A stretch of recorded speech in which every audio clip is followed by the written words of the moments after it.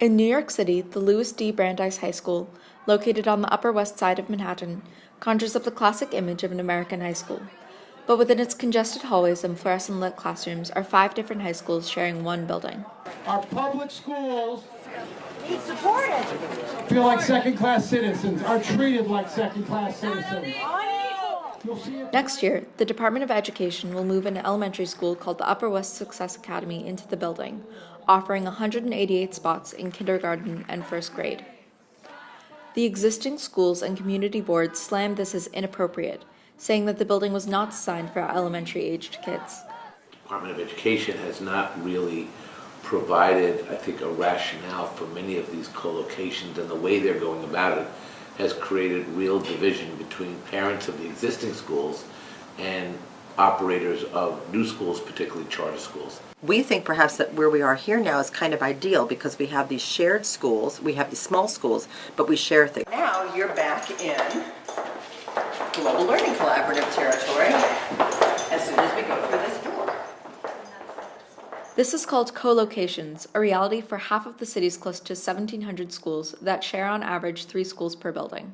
For me, I think it's going to be a bad influence on the kids because it's a bunch of big teenagers. For them to be in the middle of that experience, it's going to be a bad idea because for the kids to see that as they're growing up, they might act like that at a young age, and that's not good.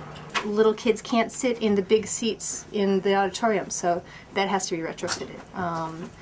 Little kids need smaller bathrooms and more facilities, and that costs a lot of money to retrofit that to a building like this. They might actually cut this library in half. In the high schools, 5 of them would have to share a much smaller space than they're currently sharing right now.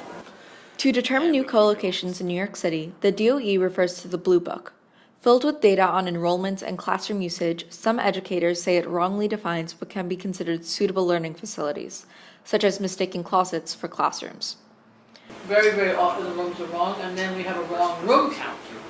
The Department of Education says, oh, you have all this room. But a music room is supposed to be for music.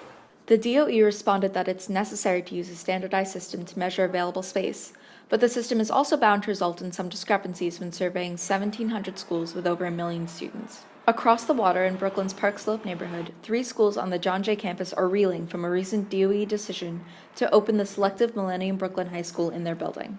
I don't think that we need to make a new school in the building. We already have 3 schools that the New York City Department of Education says is successful. So if they are successful, why do you need to recreate a new school into the building? The new school faces opposition because it is opening with startup money that the existing schools have long requested. For many years, we have been requesting capital improvement to the building.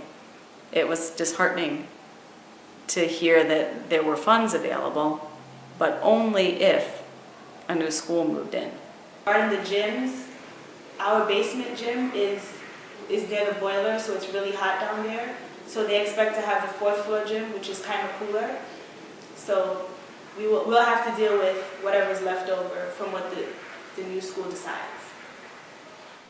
However, the DOE claims that they are trying to bring the best schools possible to New York City families. Jack Zarin Rosenfeld, a representative from the DOE, says, quote, "We find that the benefits of having these small schools greatly outweighs any drawback." The principal says that the DOE is primarily focused on starting new schools expected to succeed rather than helping existing schools grow. Really what has inspired most of the protest is sort of the revelation of inequity.